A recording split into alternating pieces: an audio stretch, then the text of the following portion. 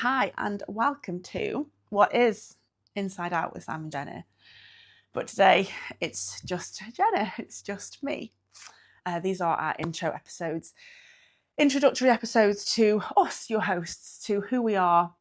What was it that Cilla Black said for those that of that age? Tell us who you are and where you come from. Do you remember off Blind Date? Anyway, who we are, so that you can get to know us a little bit. Get to know how we think, how we feel, how we've come to align with you, with this podcast and the purpose of it. So today we will be talking all about me. And I have a list of questions that I am going to be asking myself and answering. And then I'm hoping that this gives you a little bit of insight about Jenna, about who I am and my journey and all the things in between. Okay, so let's get going. Before I start with question number one, I'm just kind of going to go into my background and all that kind of, regular stuff, which makes kind of who we are, and it is part of our identity. And I think Sam and I, we are going to talk a bit about identity, and it comes up a lot with kind of people that we work with. What forms our identity in all the areas of the different areas of our lives, and whether that be I'm a mom with 3 children, or whether that be other words that you might use to describe yourself away from those things, such as your job and your family, etc. So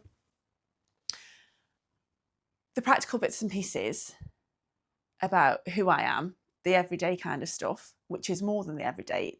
These things they are part of me. They are my life. Okay, so I am 41 years of age. I do have 3 children. They stem from my eldest is 20, my daughter who sits in the middle is 14, and then my youngest son, Zach, is 7. Zach has type 1 diabetes, so we care and manage that as his parents and as his family, and that kind of spreads out through friends, our community, schools, clubs that he goes to, etc., etc. So that is an episode on its own, dealing with that. He was diagnosed when he was 5. It was completely out of the blue. There's no other diabetes in our family. There's no autoimmune disease. There's no indicators that would have happened to Zach, and I think that's something that we'll talk about in episodes to come, because it is a big part of our lives, and it was a massive turning point for me as a mother and as a woman. It massively changed the trajectory of my life at that time. Everything that I was working on those couple of years ago just kind of had to go on hold as you reprioritize in those circumstances. So that's a huge thing. And being a parent is a huge thing. It's a massive part of who I am, being a mum. It's the most important job that I have. And I know it's quite cliche to say that everything that we do within our lives is for our children, but I think it's very important to acknowledge that is a real thing. It's certainly not just lip service for me. I am leading by example. That includes making mistakes. That includes all of my faults and all of my flaws, all of my imperfections. But everything that I do with my children, in front of my children, even when my children aren't there, I hope that I'm holding up, and I am kind of leading to show them the way to do it, or even the way to not to do it. I hope that I'm giving them the knowledge and the confidence, empowering them to live their own lives and make their own decisions and just be really good people, essentially, knowing that they're doing things for themselves and that feel aligned to them, and not just because they feel obligated to somebody else or someone else's story or someone else's rule, and I want them to know that they're never alone. I want them to know that they're completely supported, and I'm showing them kind of that you can go out there and you can get things done. I don't have any siblings. I'm an only child. My family isn't huge, so I do have my mum and my dad, and then I've got cousins and I've got aunties and whatnot, and I've got a lovely group of friends, which has changed and altered over the years. And again, that's part of life and something that we'll probably go into quite a lot, because I think our friendship groups, they do move and they change with us, they grow, they shrink. And I think it's important to note that's quite a natural thing to happen. That's just how life transitions us from one chapter to the next.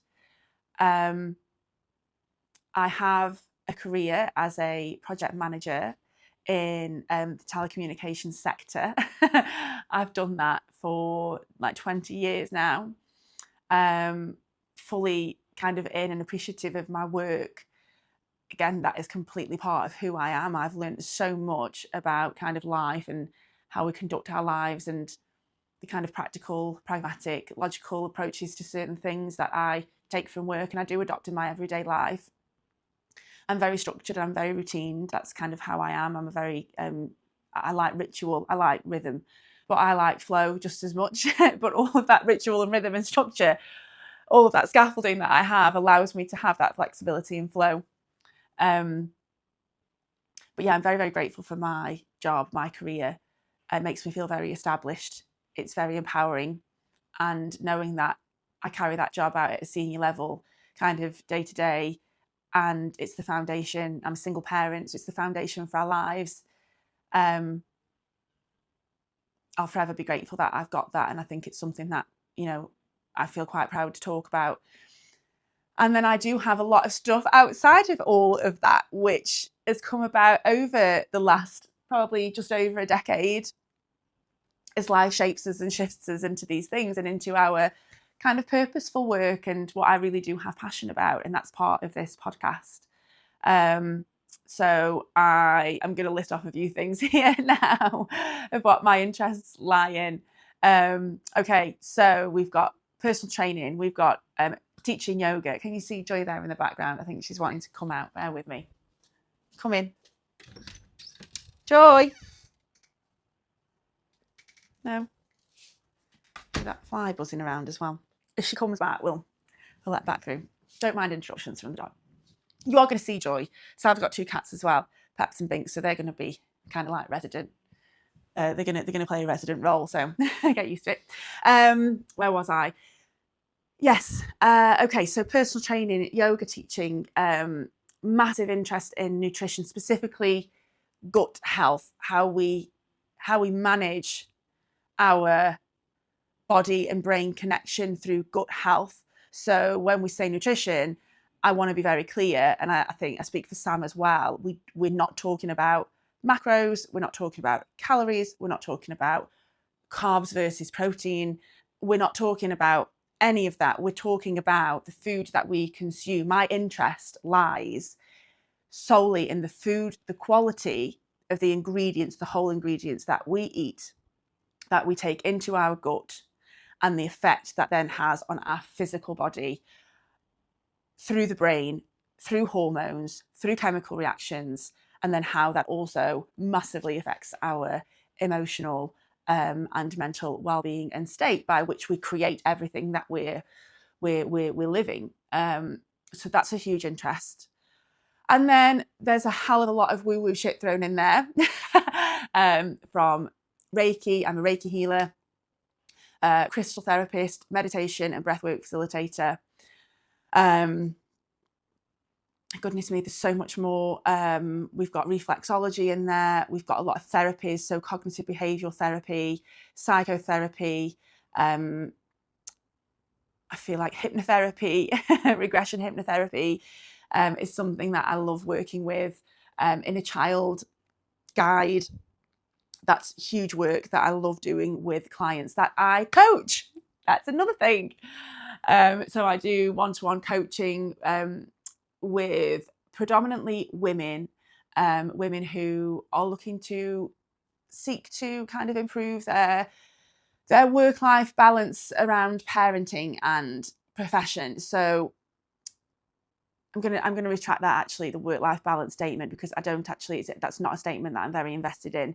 I don't believe that there is such thing as work-life balance. In order to get balance, things are always kind of moving to kind of get steady.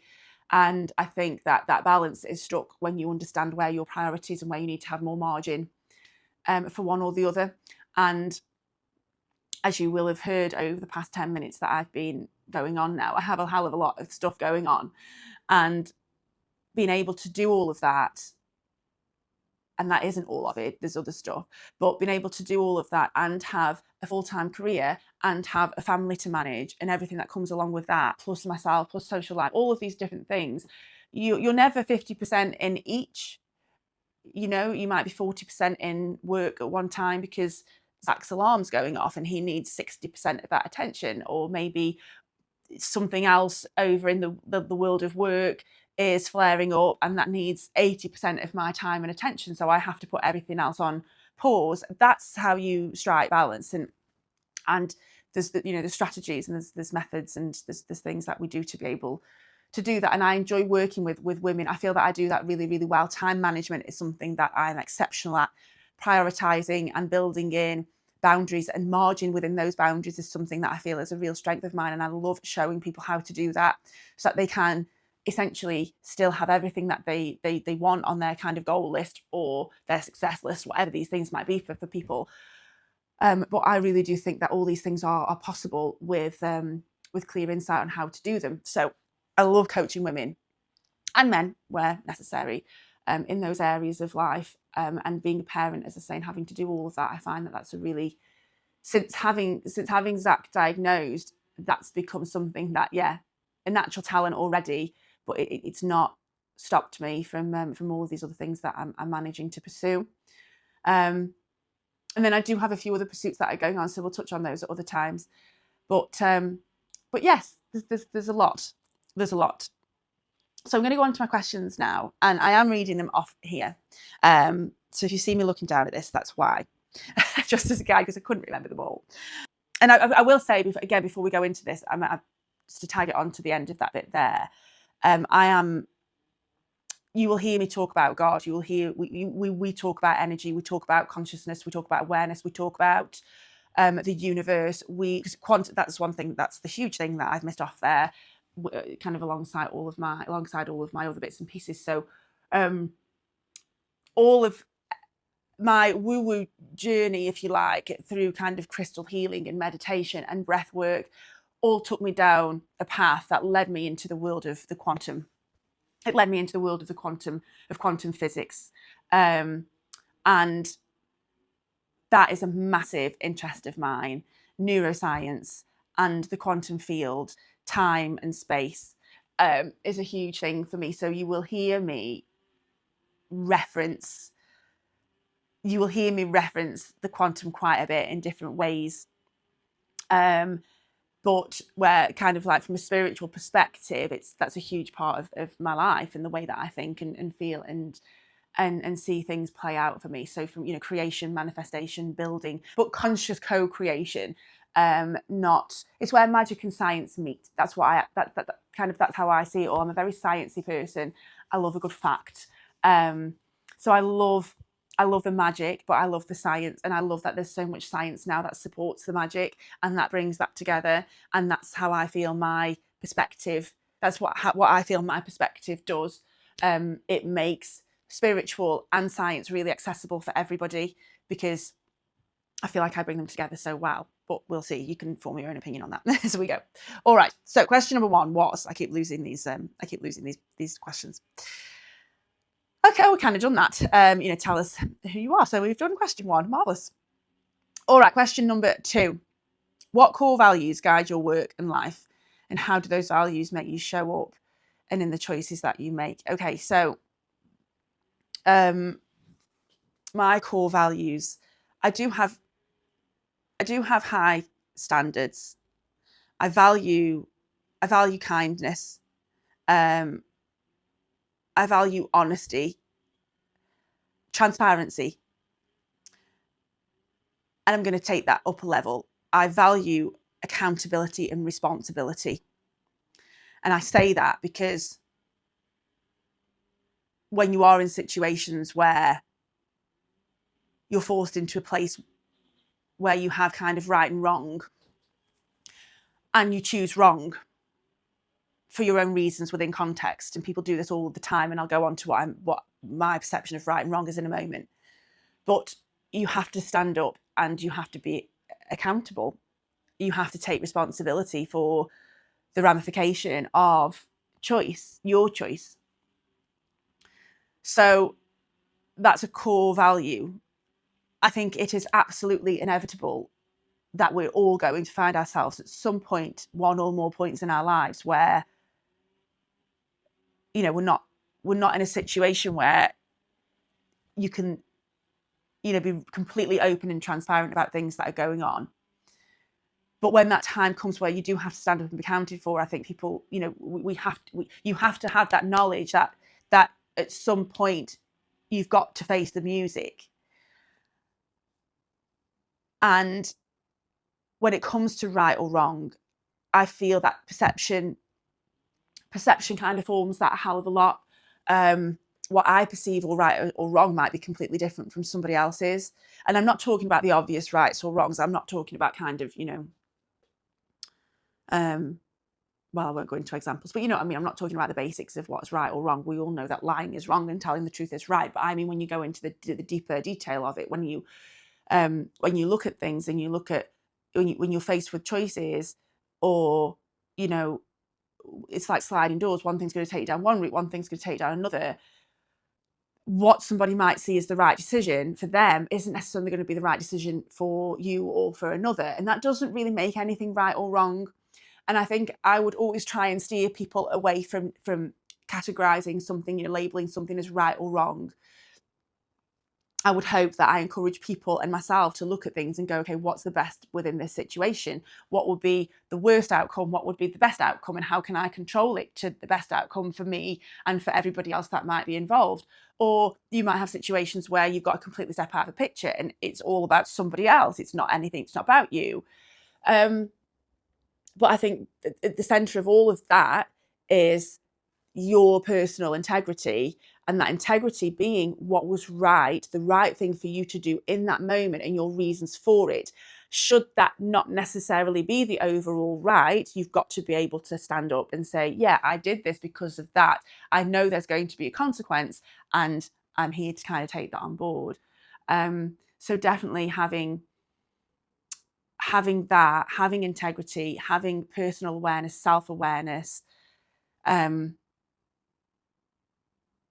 owning something, owning it without attitude, without ego, you know, knowing that you made your decisions based on that inner knowing, inner calling, that you felt absolute strength and conviction in, that's why you made those choices.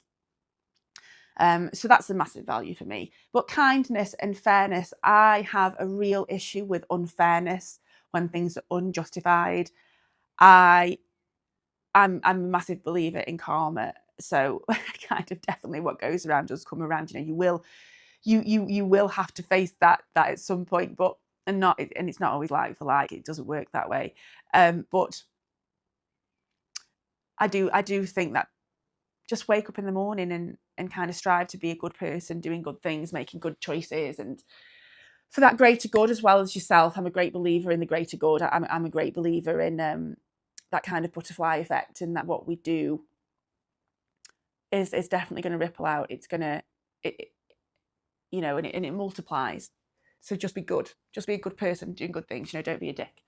But there are times when it's called for as well. So, but I have a lot of values.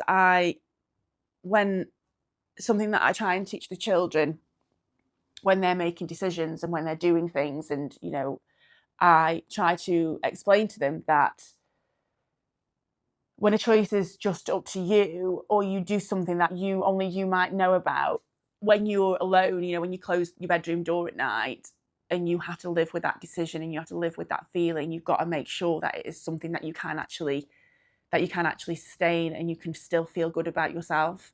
So everything that you do, everything that you decide, yeah, you might think no one else knows about, but you know about it and God knows about it.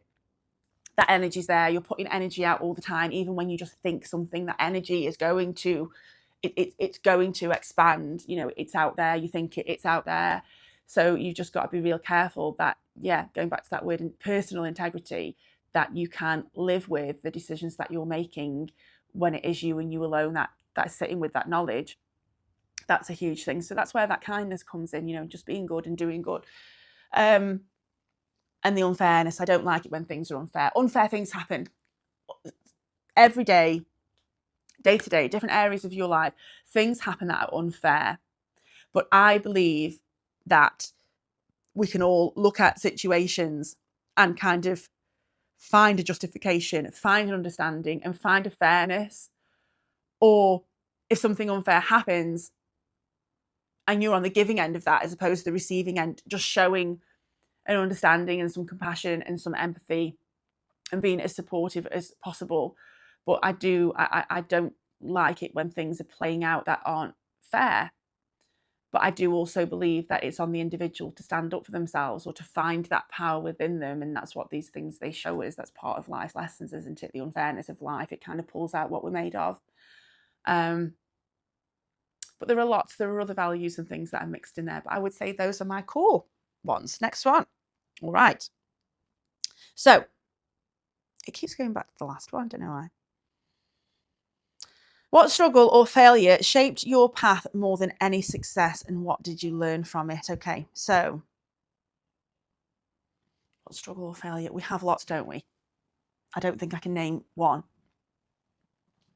I think what I'm going to do is, instead of trying to rehash all the things that I've gone through in my life, which will come up over the course of the lifespan of this podcast, I'm sure. But I am going to talk a little bit about how I feel about success and failure. I am a great believer that failures make our successes.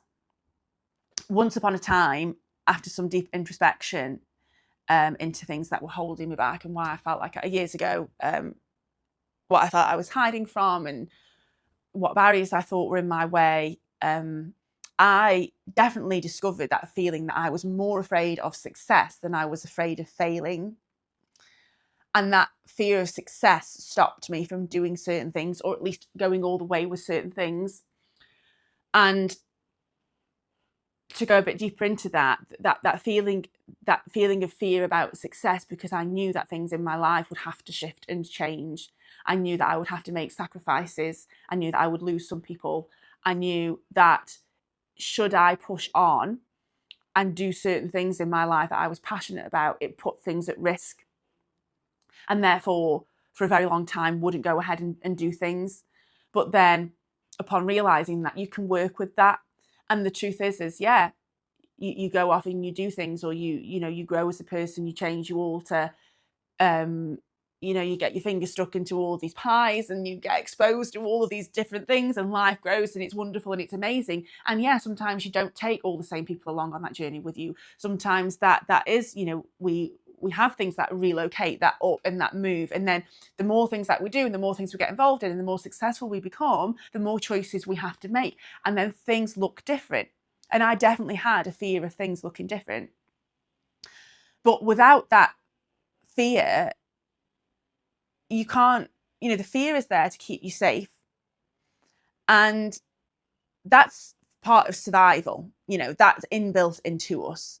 That's why fear, when people are, it's kind of, oh, don't be afraid, don't be afraid. Well, if you weren't afraid, you'd be jumping off the edge of cliffs and, putting your hand in fire and all this kind of stuff. There's a very basic need for fear, and that is survival.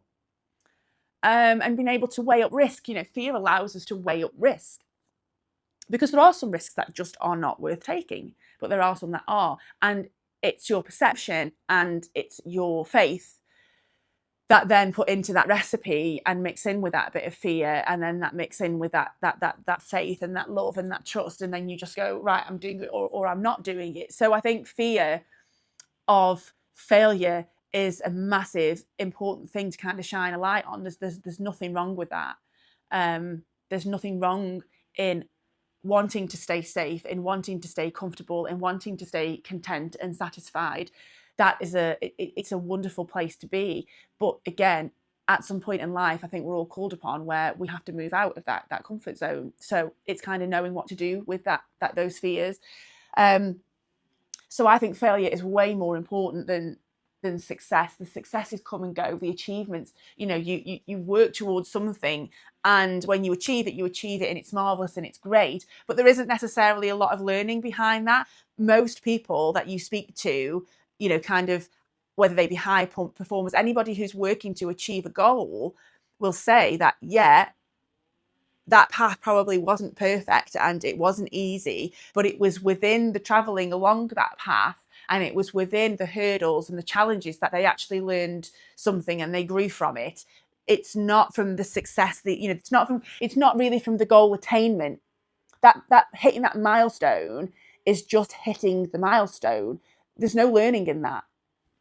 There really isn't. That's just the thing that you got at the end. It's the learning is between where you are now and the actual success.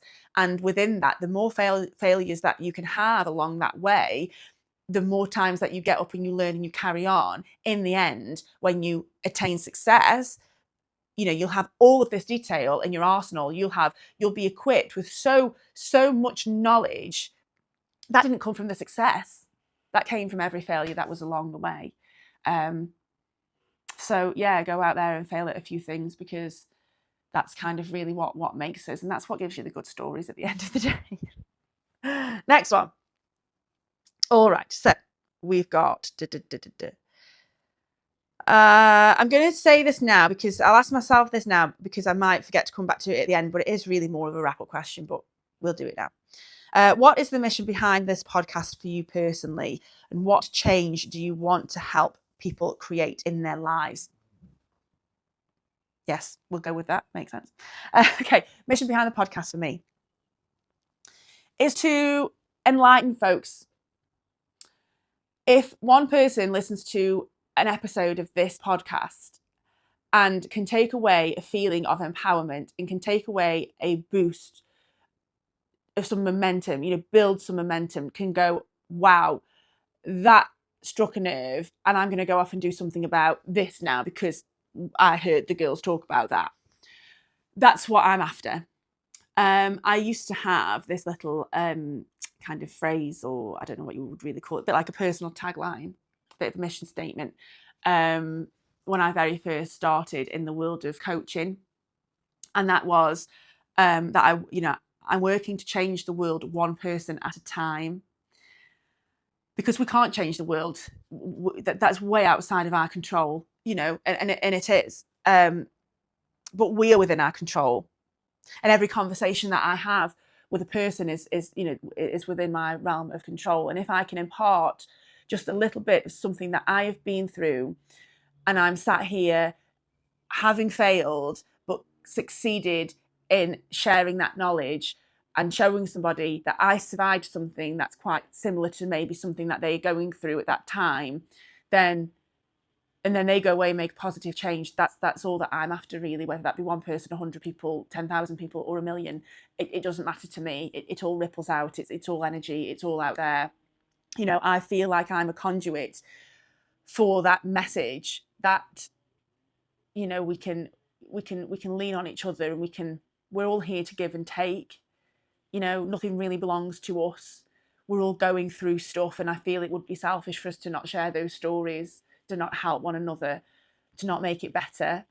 So I want to give you all a little bit of faith. I want to give you all a little bit of courage. I want to give you all some discipline to stick to what you want, and to know that you can go out there and go off there and absolutely do it, despite what your current ring of fire is that you're going through, because chances are I might just have experienced it, and we'll talk about it on this podcast, and you'll get to hear our stories. So that's kind of what I'm after in this. That's my personal mission. Next one. Number 5. Who were the mentors, role models, or books that influenced you the most?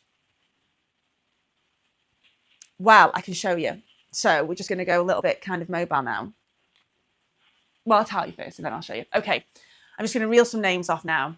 Dr. Wayne Dyer, Dr. Joe Dispenza, Louise Hay, Abraham Hicks, so Esther and Jerry. There are Tony Robbins, Dean, his partner in crime, there are an absolute shed load of people who have been who have opened me up without me even knowing that they were going to do this, who have opened me up into this world, and who have helped me form, my path and my interests, and helped, kind of show me the way. There are so many. But those names that I've just said, they were who back, as I say, a decade plus ago, were who I kind of really leaned upon for knowledge and for their experience and their learning. And what I was going to show you is here. You watch me not get the positioning of this quite right. Sam's the one that does all of this. So here you'll see all, like, this is my bookshelf. I'm trying not to show you all the crap that's on my table. But in there, that's kind of like my world of knowledge. I love reading. I love books. Love a podcast. I love listening. But I love information. I love information. I'm like a sponge. Obviously it's got to resonate. It's got to be something that I'm interested in and passionate about. But I absolutely love information, and I like regurgitating that detail. And I mean, that's probably not the right word, but I like regurgitating that detail and sharing it with other people. I love investing hours in reading and in learning, in study, just so that I can enrich my life and I can enrich other people's lives with that same information should things land. I love it. So there's a lot of people that have influenced me, but they are those top ones that I would say really kind of stand out for me, especially in my early days on this more specific purpose-led path. Next one. All right, so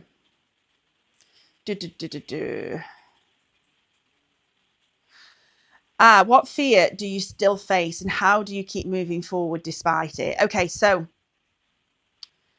a fear that I still face the what if fear. I still have this fear of what if things don't work out. It's not so much a fear, it's just a question. And I think I ask myself the question just to make sure that I've still got the answer. Because the answer is, it can't not work out. I believe you can't be anywhere that you're not supposed to be in that moment. You can't be doing something that you're not supposed to be doing. It's all there and it's all happening for a bigger picture. It's a piece of a bigger puzzle. So when that comes up for me, so like the podcast is a good current example. I wear these kind patches. Can you see? So I wear these. I've been telling a few people about them. They're called kind patches, like vitamin patches. They infuse through your skin and not through your digestive system, and they get broken down like a pill does. The tablet does. These kind of absorb into the skin, into the bloodstream. Anyway, I digress. And then it sometimes just get a little bit of an itch when I feel like I want to peel it off, but I'm not going to peel it off. It's not been on long enough. Anyway, so the podcast, for example, I said to Sam just jokingly the other evening, what if nobody listens? We're super excited about all of this, and imagine what if nobody listens? And somebody's going to listen. We know people who are going to listen, but essentially it doesn't matter. And that's kind of how I hear that answer back when I'm in that conversation. And it's like, okay, what if? And I'm looking at that fear and I'm thinking, right, what if it doesn't work out? And it's like, well, okay, lots of things in my life didn't work out, but for every one thing that didn't work out, something even bigger and even better came out of it. And as much as I'm sat here saying that I have that fear, at the same time, it's not really a fear, it's just a checkpoint. I think it keeps me human. It keeps me humble. The fact that I do still think, what if I can't do it? What if I'm not capable? What if it doesn't manifest? What if? Yeah, but I've never, ever, ever had a set of circumstances in my life where at some point at the end of a situation, it wasn't better, or I didn't make it better, or I didn't see it for better. So that's that one thing, that's that one question that still shows up. But it's less a fear and more a checkpoint for my kind of human 3D self, I would say. If others come up, I'll let you know. because there are fears, aren't there? There are other fears.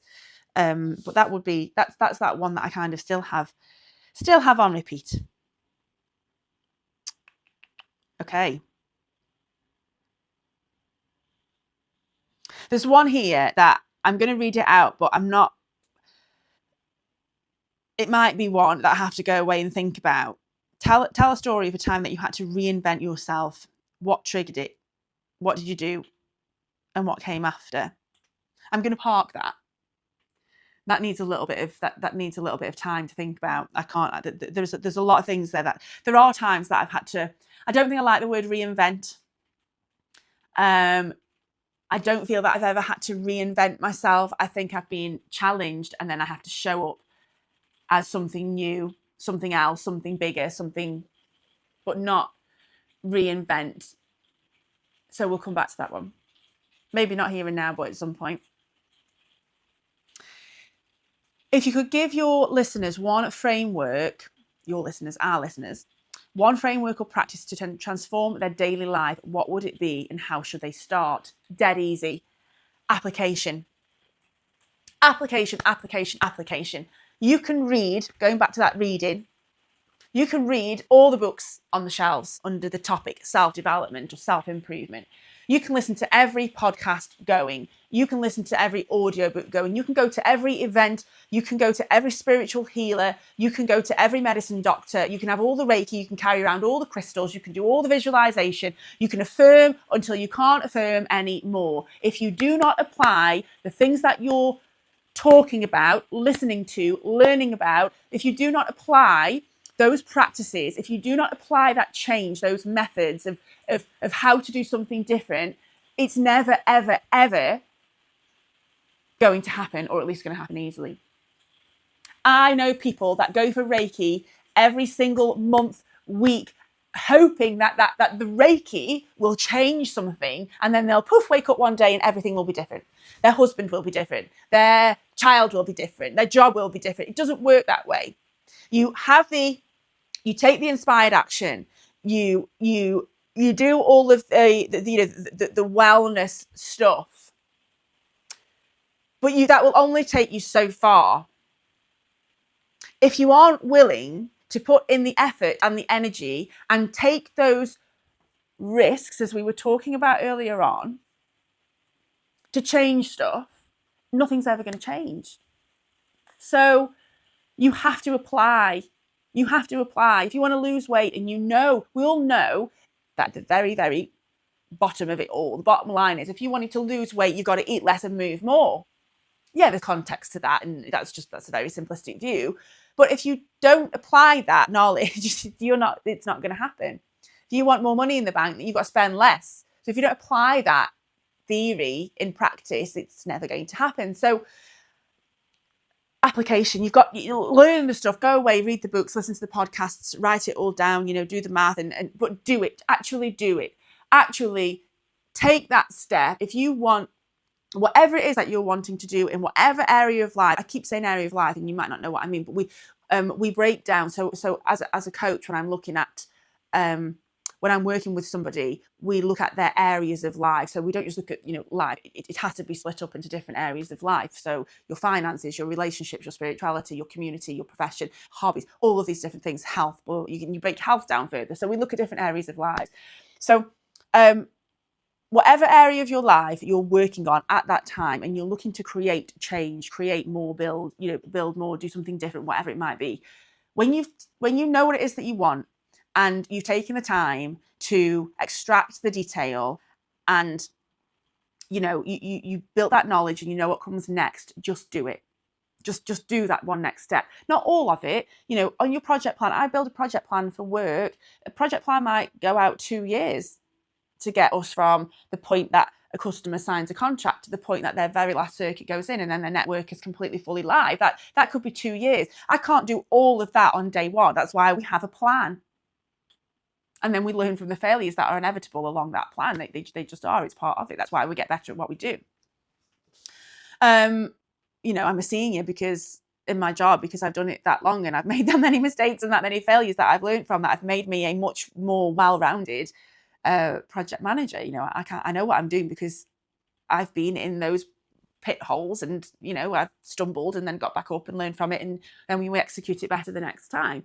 But because we have to apply, so within the application, within the executing, of these learned behaviors, these learned things, that's where the change really, really happens. But that is that difficult bit, and that is where we have to look and we go, okay, so why aren't we applying? So we go deeper there. But we're not in a coaching session right now, so I'm going to leave it there. So apply, learn something, know what you want to do, learn it, and then apply that change.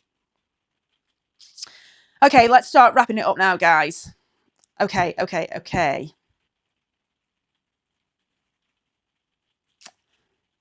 Oh, so that was the framework or the practice. What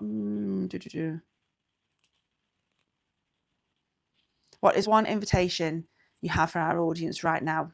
One action, one mindset, or one commitment, and how will doing it move them forward? Okay. Plan.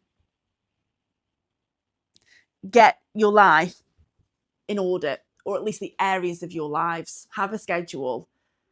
I'm going to give you 2, actually. Maybe 3. Oh, sugar. Crap. Sorry. Have a plan, a basic plan, a complex plan. Just have a plan. Wake up in the morning and be intentional. Use that word perhaps instead of plan. Be intentional. So wake up in the morning, and if you don't have to have a plan, I have to plan my days. I have that much going on. I have to break everything down. All the hours are broken down into half-hour slots so that I can see what I need to do and when I need to do it to get it all done. But I want to be in those, I'm not doing, I want to be, I want to be here in this life every day and therefore and flow through it. But I do need to have a plan for that. Logistically, I have to. But I'm intentional about it, and it's all purposeful stuff that I love to do and I'm passionate about. And I have a reason behind it and an intention behind it. So even if you don't need to, if you have a life whereby you just come and you go and you don't need to plan and you don't need to be routined or have any routine or structure, then at least wake up and be intentional about that flow. Be intentional about being open to where life takes you that day. If that's you. If you do need to get stuff done, your life determines that, then just plan it out. Do it the evening before, do it the Sunday before your week starts, or whenever that's convenient for you. But yeah, have a plan and have a mindset to be intentional about that plan and be purposeful. Wake up early. And I know that not everybody needs to do that, but wake up early to give yourself that time with you, where nothing else happens, where it's just you, and you can do that first thing in the morning with your coffee or your lemon water or whatever it is you have in the morning, or just wake up a bit earlier. And now I can't remember what the third one was, so perhaps I did only have the 2. Oh, that was it. Just commit. Have a bit of commitment behind the things that you're doing. So if you do something one way and that's going to better you, if you do something one day, and that's going to better you and that's why you did it, just be committed to it. So as an example, it's a very basic example. We go in depth, but we won't because of time. You have things to do. You have a plan, or I have things to do. Things like supplementation. There's that much stuff out there now that you can supplement with. You can add into your routine, and you can, your wellness routine, morning routine, daytime routine, whatever. There's that much stuff that you can buy and take and whatever. And I always think when, like, Nancy will talk to me about certain things, whether it be skincare or whether it be whatever health-wise, I said, you know what, I don't need to do that, and I'm not going to do that because I don't feel like that is something that I could carry on doing. So if I need to do that every single day for the rest of my life to see the benefit of it, it doesn't interest me enough, so I'm not going to. So I only do things now in my life that I'm going to commit to. Now, don't get me wrong, it takes a life to know what those things are that are going to be useful to you. So I don't say that flippantly. I know that we want to test things and we want to, go out there. But something's really got a pull on me for me to commit to it. But when I do it, I'm 100% committed. So find those things that you can be committed to, that you want to be committed to and you want to do for as long as you want to do it, until maybe that has to change, fair enough. But wake up early. Wake up a bit earlier than you already wake up to take some extra time just for yourself before everything kicks in. Be intentional and be committed. So the things that you're doing or want to do or do, just be committed, because that's a commitment to yourself. And that's part of discipline, and that is part of loving who you are and who you're going to be in the next moment, and the moment after that, and the moment after that. I hope all of that leaves you with a little bit of knowledge about who I am and how I think and feel. But a lot more is going to come out and all the other stuff that we've got to come. So thank you very much for listening. Namaste. And I shall speak to you all very, very soon.